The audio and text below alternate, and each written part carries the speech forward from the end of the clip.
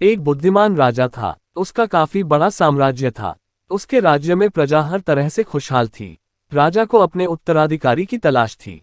उसके 3 बेटे थे। राजा इस पुरानी परंपरा को नहीं निभाना चाहता था कि सबसे बड़े बेटे को ही गद्दी पर बिठाया जाए। वह सबसे बुद्धिमान और काबिल बेटे को सत्ता सौंपना चाहता था। इसलिए राजा ने उत्तराधिकारी के लिए तीनों की परीक्षा लेने का फैसला किया।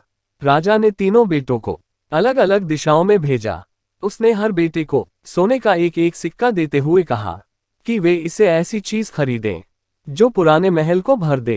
पहले बेटे ने सोचा कि पिता तो सठिया चुके हैं, इस थोड़े से पैसे से इस महल को किसी चीज से कैसे भरा जा सकता है। इसलिए वह एक मैखाने में गया, शराब पी और सारा पैसा खर्च डाला।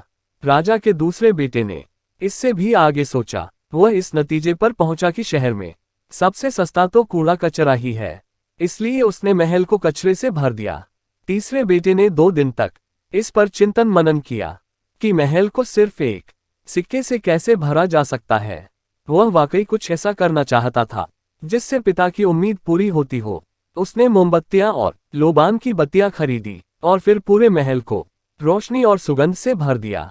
इस तीसरे बेटे की बुद्धिमानी से खुश होकर राजा ने उसे अपना उत्तराधिकारी बनाया। इस हिंदी कहानी से हमें ये सीख मिलता है कि बुद्धि से कुछ भी पाया जा सकता है।